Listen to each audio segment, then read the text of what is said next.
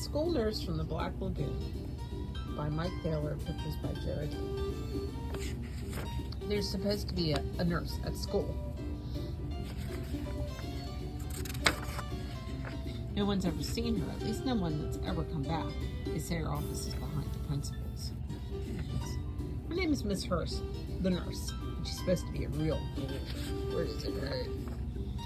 All around the office are supposed to be dripping color pictures and see-through statues of body parts, eyeballs on rubber bands, heads filled with brains, and bodies stuffed with everything else. She's also supposed to have a skeleton hanging in the corner. They say it's a kid who went there with a stomachache. She cured it.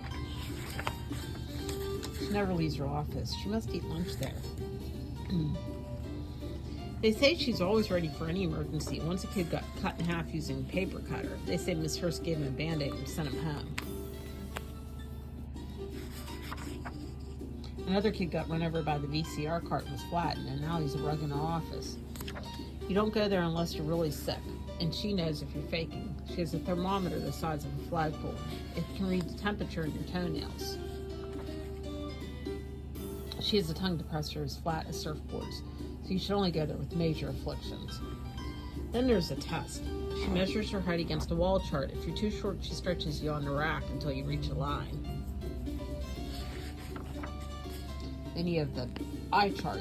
If you can't see the big E, she uses your eyeballs for billiard balls. After that, the hearing test. If you don't pass, she puts her ears in her jewelry collection. Next, there's the vaccination. Her needle is so long she can vaccinate 6 kids at once. It's sort of like a shish kebab. And there's always the ice. If you fall down, she puts you in her freezer. Some kids take all summer to thaw out. There's also the cot. The mattress is filled with bricks and the pillows filled with rocks. The blanket is made out of sandpaper. On the first day of school, Penny Weber went there for a nap, and she hasn't straightened out since.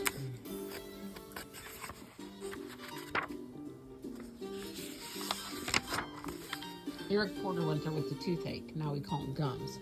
Freddie Jones went there with a sore throat. Now his head is attached directly to his shoulders.